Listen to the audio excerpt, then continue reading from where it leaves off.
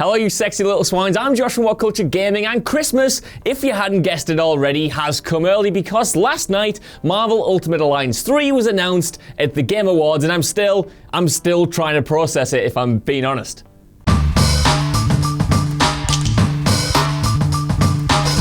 Honestly, I'm going to level with you though. When the rumor was going around earlier this year about there maybe being a follow-up for the franchise planned, I wasn't sure if I believed it.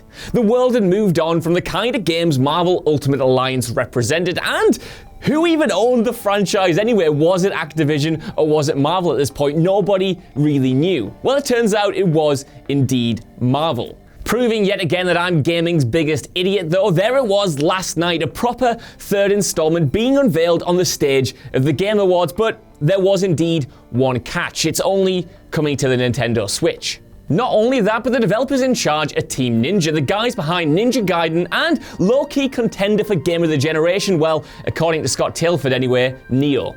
Also, the Black Order are the villains, and it just kinda looks a bit alright. There's a lot to break down, so I'll just get into it. First up and most pressing is the exclusivity angle though. Nintendo are publishing the game, and it is a shame that the previously multi-plat series is now being tied to a specific console, but it does kinda make sense, at least from a business perspective. Just hear me out, because although Ultimate Alliance had a following, it wasn't a huge franchise even back in the day, and now so many years later, it's not the kind of experience that most major developers would take a risk on, Marvel branding or otherwise. Put simply, if EA weren't willing to take a risk on a story-driven Star Wars game, then a throwback Marvel beat-em-up would have been an even more difficult sell. Nintendo, on the other hand, have far more to gain from aiding in the game's creation. The Switch is already a huge success, but if they can bring some Ultimate Alliance die-hard fans over to their console, then that more than justifies the investment, even if it's not a Breath of the Wild level hit.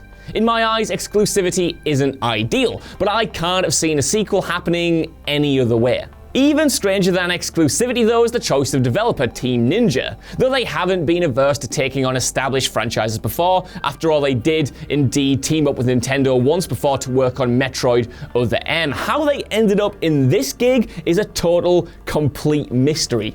At the very least, it should guarantee some pretty solid combat in a game that will live or die on whether or not it has pretty solid combat. Speaking of gameplay, the trailer showed off a new zoomed-in camera that focused on a single character in the action, leaving many to wonder whether or not the sequel will retain the same 4-player team-up battles that the other two games had. Fortunately, the classic style is still intact, but a follow-up press release has shed more light on how the game will play. And I quote, "The new game features the same kind of action RPG gameplay that made the franchise such a hit over a decade ago. In Marvel Ultimate Alliance 3, the Black Order, up to 4 players can drop in for co-op battles in a variety of ways. In addition to the series' traditional perspective, the new entry will let players select a dynamic, zoomed-in heroic view, allowing for a more immersive playstyle for single-player or multiplayer when using multiple systems." End quote. Of course, when it comes to a game in this series, the first thing that fans want to know is who's on the roster, which is why I've obviously left it to the very end of this video. Josh, you stupid idiot. Well, it appears as though the superhero lineup, just like the story in general actually, is going to be closely associated with the MCU. The trailer showed off a roster that could have been entirely ripped out of this year's Infinity War, in fact, with Iron Man, Thor, Captain America, the Guardians of the Galaxy, Nick Fury, Spider-Man, Black Widow, and the Hulk all being present. At least there was Wolverine there for a bit of non-MCU representation. And while the trailer teased it, the official synopsis only furthered the connection to Infinity War as well. It reads, and I quote, "In this new storyline, heroes and villains unite in a race across the Marvel Universe to find the Infinity Stones before Thanos and the Black Order use them to unleash cosmic chaos." Sounds awesome. Going on, the quote reads, "From Avengers Tower to the X-Mansion and beyond, every stop in the dangerous quest to thwart Thanos results in unexpected collisions of fan-favorite characters and iconic locations." So there we have it, Marvel Ultimate Alliance 3, The Black Order is real. It's being made by Team Ninja and releasing exclusively on the Nintendo Switch next year.